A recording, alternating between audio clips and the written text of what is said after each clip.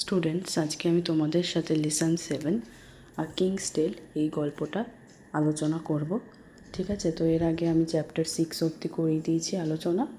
তো যারা এখনও অবধি সেগুলো দেখোনি তারা আমার দেখবে প্লেলিস্ট করা রয়েছে, সেখান থেকে চাইলে তোমরা দেখতে পারো। তো আজকে দেখো এই গল্পটা আমরা পড়বো সবাই। একটু শুরুতে একটু পড়ে নেওয়া যাক। দেখো বলেছে, king Arthur was a king of the ব্রিটেন্স several hundred years ago. ঠিক আছে, মানে বলেছে এখানে যে কিং আর্থার ছিল রাজা ব্রিটেন্সের অনেক বছর। হান্ড্রেডস অফ ইয়ার্স মানে কি, অনেক 100 ইয়ার এরকম করে করে অনেক বছর আগের ঘটনা। He was a very popular and brave king. Popular মানে তোমরা সবাই জানো ফেমাস, আর ব্রেভ মানে সাহসী রাজা ছিল। There are many legends about him. Legends মানে গল্প, ঠিক আছে, হিরোইক স্টোরিকে বলা হয় legends. The following tale is an adaptation from the ancient Arthurian legends. তো আগেকার দিনের আর্থারিয়ান যে গল্পগুলোর থেকেই এখন আমরা এই গল্পটা পড়ব। আর এটা ধরা হয় যে এই গল্পটা সত্যি ঘটনা, ঠিক আছে, কিং আর্থারকে নিয়ে। তো দেখো বলেছে, many hundreds of years ago England was ruled. কে ছিল রাজা? না, Arthur Pendragon. The king who was a friend and protector to all his people. কিংটা কীরকম ছিল? বন্ধু আর রক্ষা করত সমস্ত তার মানুষদের। ওয়াজ ফেয়ার টু এভরিওয়ান, মানে সবার প্রতি ইকুয়াল চোখে সবাইকে দেখতো, এমন না কাউকে বেশি বড় চোখে দেখতো বা কাউকে ছোট চোখে দেখতো। The people of Britain lived in peace and happiness. তো ব্রিটেনের যে মানুষেরা তাই জন্য সবাই খুব শান্তিতে আর খুশিতে জীবনযাপন করতো। Tending the flocks and tilling their fields. Flocks মানে এই যে গরু ভেড়া চড়িয়ে বেড়াতো, আর মাঠ টাইল করা, ফিল্ডস টাইল করা মানে ওই যে এগ্রিকালচার করা বা কাল্টিভেশন করা, প্লাউইং যেরকম করা হয়, ঠিক আছে। এবার দেখো বলেছে, king Arthur Pendragon had married the beautiful lady Igraine and had a son. তো আর্থার পেনড্রাগনের সাথে কার বিয়ে হয়েছিল? খুব সুন্দর লেডি ইগ্রেনের সাথে, আর তাদের একটা ছেলে হয়েছিল। This child was the heir to the royal throne. Heir মানে উত্তরাধিকারী, ঠিক আছে, এখানে এটার প্রোনাউন্সিয়েশনটা হবে এয়ার, এইচটা সাইলেন্ট থাকবে। টু দ্য রয়্যাল থ্রোন মানে রাজার সিংহাসনের। The king and the queen died soon after the baby boy was born. তো এই যে বাচ্চা ছেলেটি জন্মগ্রহণ করার পরেই, মানে বেশি দিনও না, কিছুদিন পরেই এই রাজা আর রানী মারা গেছিল। It was a difficult time. তো তখন একটা সত্যিই কষ্টকর সময় হয়েছিল। Many of the king's opponents, opponents মানে কি, যারা শত্রু, were looking to seize the throne, মানে তখন তারা সুযোগ খুঁজছিল যে কিভাবে এই রাজার থ্রোনটা তারা নিতে পারে, সিংহাসনটা রাজার। King Arthur Pendragon had 2 wise councillors. তো আর্থার পেনড্রাগনের দুজন বুদ্ধিমতী কাউন্সিলর ছিল। কাউন্সিলর মানে কি, যারা কিনা রাজাকে সব পরামর্শ দেয়, ঠিক আছে, বিভিন্ন বিষয়। তাদের নাম কি ছিল? একজন ছিল হচ্ছে মার্লিন, আর প্রফেট। প্রফেট মানে দেখো লেখা রয়েছে, a person who claims to know something about the future, মানে কি, যে ভবিষ্যতের ব্যাপারে জানে, এরম একজন মানুষ। And a magician and the brave king sir Ulfius. তার মানে দেখো মার্লিন কে ছিল না, একজন জাদুকরও ছিল, মানে জাদুও জানতো, আর প্রফেটও ছিল, মানে ভবিষ্যতের ব্যাপারেও তার কাছে ইনফরমেশান ছিল। আর একজন কে ছিল? ওয়াইস কাউন্সিলর, না, the brave knight sir Ulfius. Brave knight বলতে যে খুব সাহসী, নাইট বলতে যে হচ্ছে ওয়ারিয়ার, যুদ্ধ করে যে, ঠিক আছে, রাজার হয়ে, sir Ulfius. They were greatly trusted by the royal family. তাদেরকে এই রয়্যাল ফ্যামিলি খুব ভালোভাবে ভরসা করতো। ট্রাস্ট করা মানে ভরসা করতো। কাকে কাকে? এই মার্লিনকে আর স্যার আলফিয়াসকে। When the king and the queen were no more, যখন এরা দুজনেই আর জীবিত ছিল না, the 2 councillors met sir Ector the trustworthy. তো তখন এই দুজন কাউন্সিলর কার সাথে দেখা করেছিল? স্যার এক্টারের সাথে, যে কিনা কী ছিল? দ্য ট্রাস্টওয়ার্দি, মানে যে ভরসার যোগ্য, আর loyal subject of the king, মানে খুব বিশ্বাসী একজন রাজার আন্ডারে ছিল। কখন দেখা করেছিল? না, একদিন on a cold and Windy mid night, মানে একটা মধ্যরাত্রিতে, যখন যেটা কিনা খুবই ঠান্ডা ছিল আর যেদিনকে খুব হাওয়াও বইছিল। দে প্লেসড ইন হিজ হ্যান্ডস, দে বলতে এখানে এই যে মার্লিন আর স্যার আলফিয়াস কী করলো না এই স্যার হেক্টরের হাতে দিয়ে দিল এই বেবিটাকে, wrapped in a scarlet cloak. Scarlet হচ্ছে একটা রেড কালারের কালার, তোমরা যারা আঁকা শেখো তারা হয়তো জানো। হ্যাঁ, ক্লোক মানে চাদরে, ঠিক আছে। তো তখন মার্লিন বলল, we order you and your wife to bring up this child as though he were your own son. তো মার্লিন বলল স্যার হেক্টরকে কি না, আমরা তোমাকে অর্ডার করছি আর তোমার ওয়াইফকে অর্ডার করছি যে তোমরা এই বাচ্চাটিকে এমনভাবে মানুষ করবে যেন না এই বাচ্চাটি তোমাদের নিজের ছেলে। তো তখন বলল স্যার আলফিয়াস তার সাথে কি না, the boy is to be called Arthur, বলল যে ছেলেটির নাম হবে আর্থার।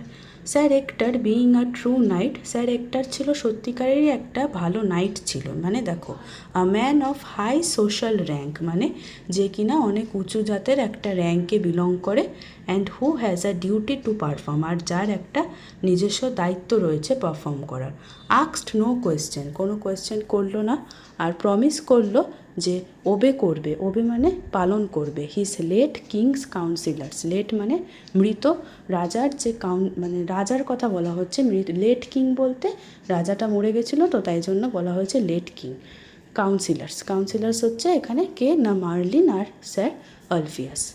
তো as Merlin and sir Ulfius had feared, মানে যেরকমভাবে ভয় পেয়েছিল মার্লিন আর sir Ulfius, trouble broke out in Britain, হঠাৎ করে ব্রিটেনে খুব ঝামেলা দেখা গেছিলো। After the passing away of the king, যখন রাজা মারা গেছিল তারপর। The barons were fighting among themselves, barons বলতে দেখো লেখা রয়েছে নোবেলমেন, মানে এই রাজার আন্ডারে যারা থাকে তারা হচ্ছে নোবেলমেন।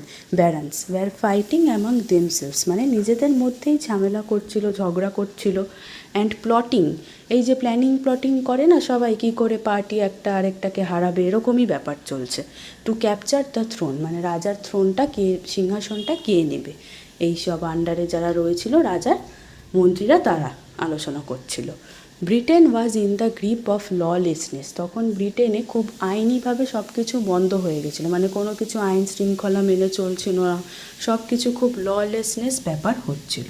ট্রাভেলার্স ওয়্যার রেগুলারলি রবড, তো ট্রাভেলার্স মানে যারা ঘুরতে আসতো ব্রিটেনে তাদেরকে রেগুলার বেসিসে কী করা হতো, ডাকাতি করা হতো তাদের থেকে।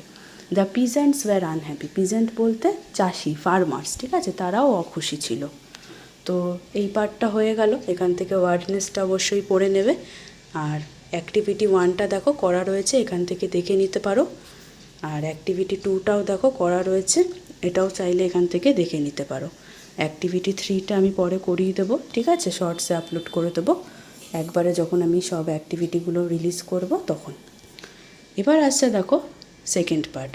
তো বলেছে in the home of sir Hector Arthur the son of the late king was spending his boyhood in happiness and safety. তো স্যার হেক্টরের বাড়িতে আর্থার যে কিনা ছিল ছেলে কার, ওই মৃত রাজার, নিজের বয়হুড মানে কি বাল্যকাল কাটাচ্ছিল খুশিতে আর সুরক্ষিতভাবে। অ্যাজ হি গ্রিউ ওল্ডার, যখন তার এজ হচ্ছিল, হি বিকেম জেন্টেল, আরও ভদ্র হয়ে গেল, স্ট্রং হলো, শক্তিশালী হলো, হ্যান্ডসাম হলো, দেখতে সুন্দর হলো, অ্যান্ড গুড মানে ভালো, যেরকম তার বাবা ছিল আর্থার পেনড্রাগন। এরকমভাবে 18 বছর কেটে গেল। Britain was torn by bitter rivalry, ব্রিটেনে আরও নোংরাভাবে কী হচ্ছিল, রাইভালরি হচ্ছিল, মানে যুদ্ধ হচ্ছিল। None of the fighting barons had managed to become the king, তো তখন এই যে যারা যুদ্ধ করছিল যে রাজার মন্ত্রীরা, তারা কেউই ম্যানেজ করতে পারেনি যে রাজা হবে। The people longed for the old days of peace and prosperity under Arthur Pendragon, তো তখন যে মানুষরা তারা সবাই লংড মানে চাইছিল যে সেই পুরানো দিনের মতন শান্তি আর প্রসপারিটি মানে ভালো ইকোনমিক ডেভেলপমেন্ট যেটা এই ছিল আর্থার পেনড্রাগনের সময়, সেটা যেন আবার ফিরে আসে। তো এরমভাবে চলে আসলো ক্রিসমাসের সময়, যেটা কিনা ছিল টাইম অফ ফেস্টিভ্যালের টাইম। বাট অল অ্যারাউন্ড ব্রিটেনের চারিদিকে পিপল ওয়্যার হাংরি, ব্রিটেনের চারিদিকে মানুষরা সবার খিদে পেত, সবার ঠান্ডা লাগতো, আর সবাই ফ্রাইটেন্ড মানে ভয়ে ছিল। এরমভাবে একদিন ইন আ চার্চ ইয়ার্ড বলতে যেখানে চার্চ তার সামনের যে জায়গাটা, people found a large stone, একটা অনেক বড় পাথর পেল মানুষেরা, on which was fixed a magnificent sword.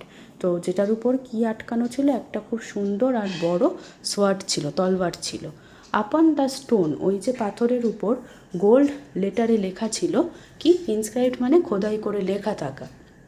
কি লেখা ছিল না, whoever pulls out this sword is by right of birth the king of England. বলা ছিল ওখানে যে যেই এই পাথর থেকে সোয়ার্ডটা বার করতে পারবে সেই হয়ে যাবে, রাইট অফ বার্থ মানে জন্মের অধিকার, যে সেই জন্মগত অধিকার পাবে, যে সেই হয়ে যাবে কি না কিং অফ ইংল্যান্ড, ইংল্যান্ডের রাজা হয়ে যাবে।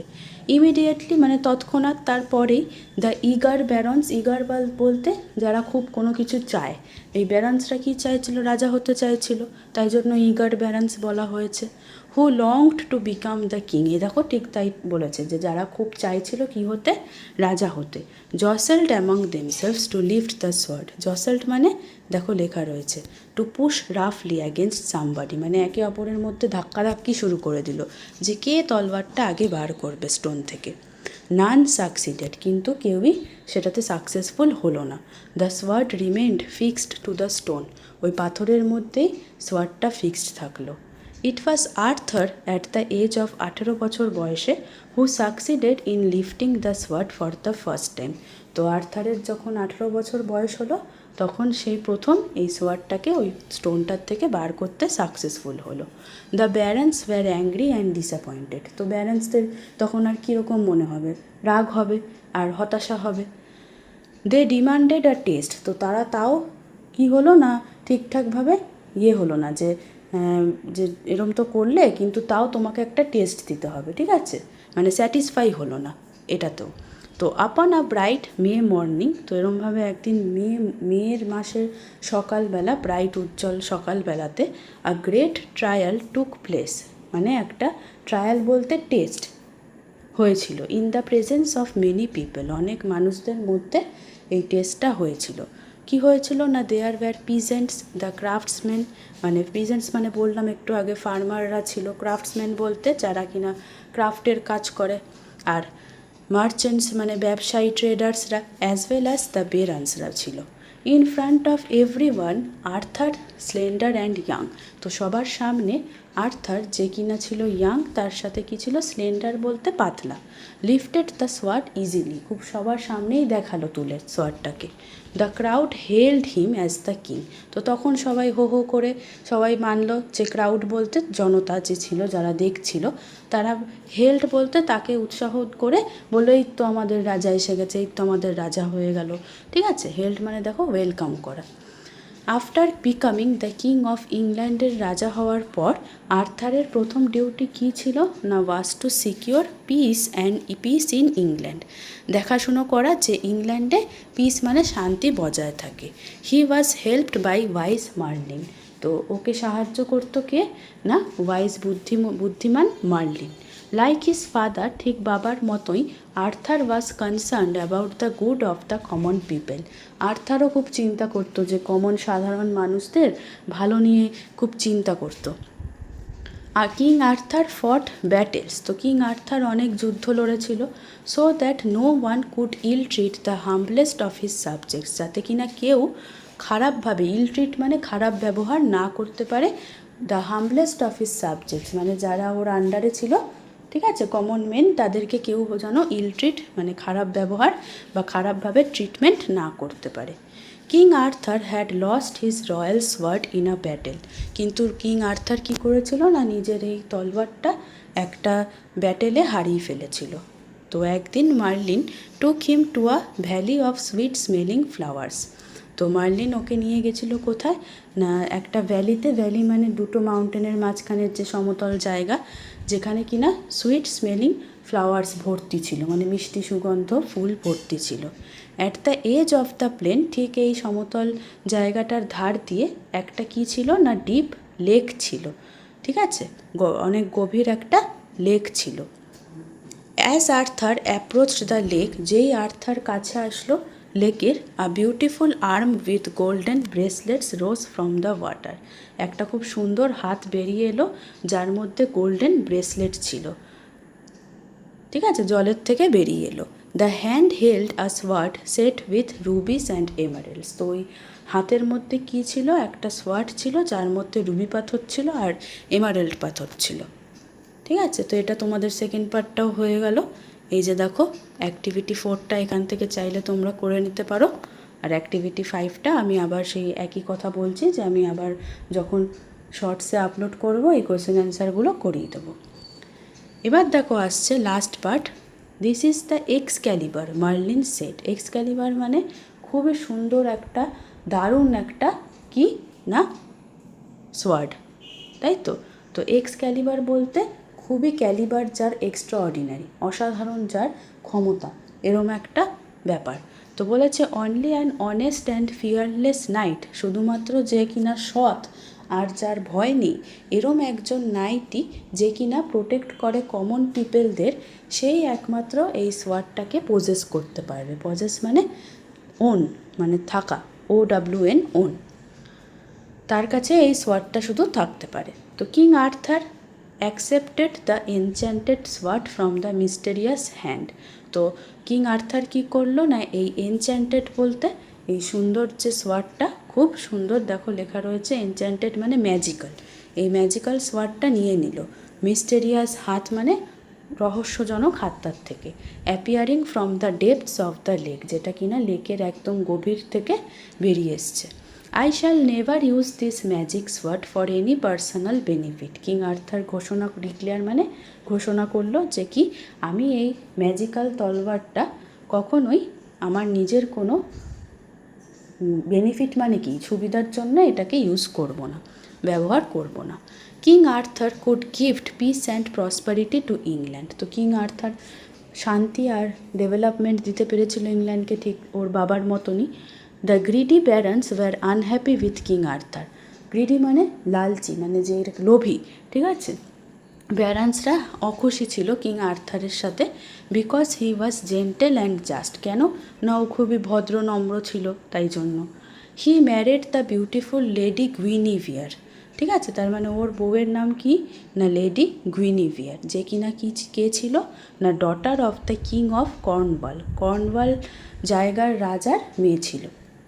অন দ্য ওয়েডিং ডে, বিয়ের দিনকে, Merlin took him to a richly gilded pavilion. একটা খুব সুন্দর ডেকোরেট করা, গিল্ডেড মানে ডেকোরেট করা, প্যাভিলিয়ন মানে যেখানে বিয়ে হয়, মার্লিন ওকে নিয়ে গেল আর্থারকে। Painted crimson and dark blue. যে প্যাভিলিয়নটা কীরকমভাবে ছিল, কালারটা ছিল dark blue colour, deep blue কালারের, আর ক্রিমসন মানে একটা রেডের একটা শেড। দ্য ফ্লোরটা মার্বেল করা ছিল, ফ্লোরটা মেঝেটা। In the middle of the room, ওই ঠিক রুমের মাঝখানে কী ছিল না, was a huge round oak table, মানে একটা বিশাল বড় গোল আকারের, ওক মানে একটা কাঠ, ঠিক আছে, সেটা টেবিল ছিল। রিচলি কার্ভড মানে খুব সুন্দরভাবে খোদাই করা। কেপেবল অফ সিটিং 50 পিপল, সেই টেবিলের চারধারে 50 জন মানুষ বসতে পারবে। This was the famous round table around which gathered king Arthur's devoted knights. এই যে দেখো ছবিটা দেখিয়েছে, এইটা হচ্ছে গিয়ে কিং আর্থারের ডিভোটেড মানে লয়াল, বিশ্বাসযোগ্য নাইটসরা এই চারপাশে গ্যাদার হতো, মানে একসাথে হতো। This knights promised that they would help the helpless. তার মানে রাজার মতন তাদেরও সেম ছিল কর্তব্য, কি তারা হেল্প করবে যারা হেল্প পায় না, helpless. Be gentle to the weak, যারা ভদ্র তাদেরকে হেল্প করবে। অ্যান্ড পানিশ দ্য উইকেট, আর যারা উইকেট বলতে বদমাশ তাদেরকে শাস্তি দেবে, পানিশ করবে। টু কিপ দেয়ার ভাউস, ভাউস মানে প্রমিস রাখার জন্য। The knights undertook countless hazardous adventures. নাইটসগুলো অনেক অ্যাডভেঞ্চার করতো, ঠিক আছে। হ্যাজার্ডাস বলতে ডেঞ্জারাস, দেখো লেখা রয়েছে, হ্যাঁ, ঠিক আছে। তো দেখো কিং এবার বলেছে, the stories of their goodness and kindness spread through out the country.